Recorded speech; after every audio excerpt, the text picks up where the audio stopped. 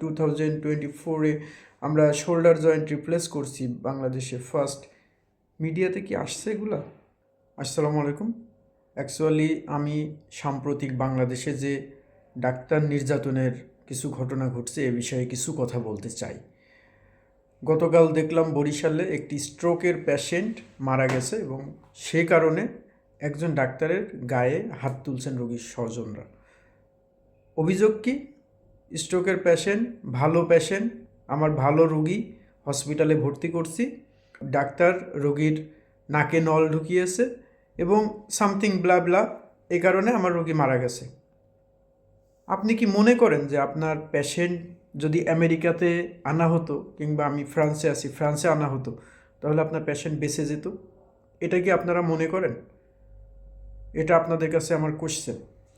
কিছুদিন আগে একজন ডাক্তারকে আপনারা আইসিইউতে পাঠিয়েছেন।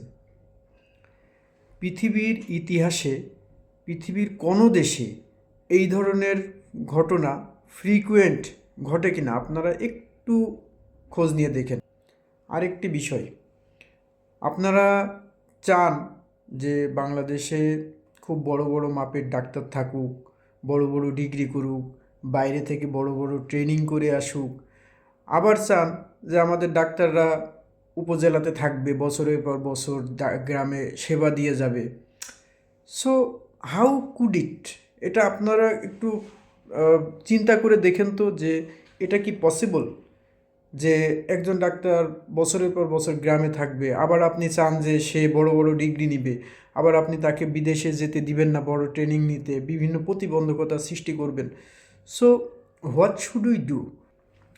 কিছু clean cut rules and regulation থাকা উচিত। আমরা ডাক্তাররা সবাই চাই যে দেশের মানুষের সেবা দিতে, এবং দেশের মানুষকে যেন বাইরে না যেতে হয়, দেশেই যাতে আমরা বিশ্বমানের চিকিৎসা দিতে পারি। বাট হোয়াট ইউ থিঙ্ক, যদি আমার নিরাপত্তা না থাকে, যদি আমি স্বাচ্ছন্দ্যে কাজ না করতে পারি, তাহলে আমি কেন দেশে থাকব? এই যে আমি ফ্রান্সে আসছি, এখানে আমাকে অনেকেই বলছে যে আপনি দেশে আর যেন না, দেশে যে অবস্থা তাতে আসলে আপনার লাইফ সিকিউরড না। আমি তাদেরকে বলি যে দেখেন, সবাই যদি আমরা বাইরে চলে আসি, তাহলে আপনারা চান যে দেশ পরিবর্তন হোক, দেশে পরিবর্তন আসুক। তো সবাই যদি আমরা ভালোরা বাইরে চলে আসি, দেন দেশের পরিবর্তনটা করবে কে? আমি এটি তাদেরকে বলি। কিন্তু একটি প্রবাদ আছে যে চাচা আপন প্রাণ বাঁচা। আসলে এখন যে অবস্থা, তাতে সবাই এই ডিসিশানই নেবে। এই কারণে বাংলাদেশ আস্তে আস্তে মেধাশূন্য হয়ে যাচ্ছে। আপনি খেয়াল করলে দেখবেন, ঢাকা ভার্সিটির যারা ক্রিমি স্টুডেন্ট, যারা বুয়েটের স্টুডেন্ট, এবং ম্যাক্সিমাম কিন্তু বিদেশমুখী হয়ে যাচ্ছে। This is alarming for us. এবং ডাক্তারদের ভিতরে এটি তুলনামূলক কম ছিল, কিন্তু ইদানিং অনেক বেড়ে গেছে। কেন থাকবে? যেখানে জীবনের নিরাপত্তা নাই, যেখানে নির্দ্বিধায় কোনো ডিসিশন নেওয়া যায় না, সেখানে কেন থাকবে? আপনি কল্পনা করতে পারবেন না যে ফ্রান্সে একজন বিশেষজ্ঞ দেখাইতে হলে এমনও আছে 3 থেকে 6 মাস, 8 মাস সিরিয়াল পড়ে। সাপোজ আমি যে ডক্টরের আন্ডারে ফেলোশিপ করছি, ওনার সিরিয়াল পেতে হলে আপনাকে অ্যাটলিস্ট 5 to 6 মান্থ ওয়েট করতে হবে। Can you imagine? অথচ আমাদের দেশে আপনারা চাইলেই স্বনামধন্য যে কোনো প্রফেসরকে দেখাতে পারেন। How lucky you are! এটা কি কল্পনা করা যায়? বিশ্বের কোনো দেশে কল্পনা করা যায়? আপনারা একটু খোঁজ নিয়ে দেখেন। বিশেষ করে যারা এই ধরনের অ্যাসাল্ট করেন, তারা একটু খোঁজ নিয়ে দেখবেন। আপনারা যদি রেগুলার এই ধরনের অকারেন্স ঘটাতে থাকেন, তাহলে কিছুদিন পরে আপনারা ট্রিটমেন্ট নেয়ার মতো ডাক্তার দেশে পাবেন না। এটি আমি আপনাদেরকে বলে দিলাম। এইভাবে যদি ডাক্তাররা বাইরে চলে যায় এবং আপনারা যদি কোয়ালিটিফুল চিকিৎসা দেশে না পান, তখন লাভটা কার? জাতির বিবেকের কাছে কোশ্চেন, যে আপনারা এই ধরনের ঘটনা ঘটাচ্ছেন। আর মিডিয়া, আমি জানি না মিডিয়ার সাথে ডাক্তারদের কোনো শত্রুতা আছে কি না। তারা সব সময় আমি দেখছি যে ডাক্তারদের বিপক্ষে অবস্থান নেয়।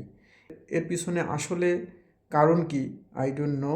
মিডিয়াতে অপপ্রচারের ফলে বেসিক্যালি দেশের চিকিৎসা ব্যবস্থার উপরে হয়তো মানুষের আস্থা কমে যাবে। এতে লাভ কার?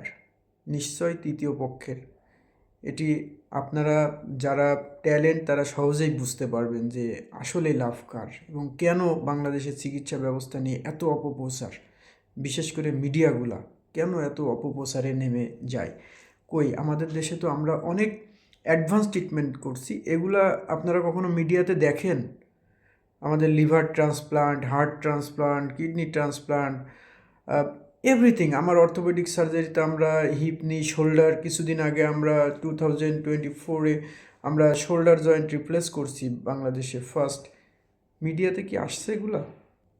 আমি এই যে ফ্রান্স থেকে যাবার পরে বেশ কিছু অ্যাডভান্স কাজ বাংলাদেশে ইনশাল্লাহ স্টার্ট করব, এগুলো কি মিডিয়াতে আসবে? Casting the negative news all time, it should not B.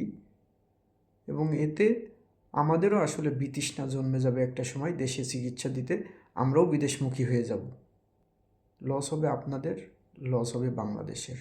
So আপনাদের প্রতি আমার অনুরোধ, আপনারা এই ধরনের কর্মকাণ্ড ঘটিয়েন না। মানুষ অসুস্থ হবে, ডাক্তারের কাছে যাবে, হসপিটালে যাবে, যার মৃত্যু আছে তার মৃত্যু হবেই, তাকে আপনি কোনোভাবেই ঠেকাতে পারবেন না।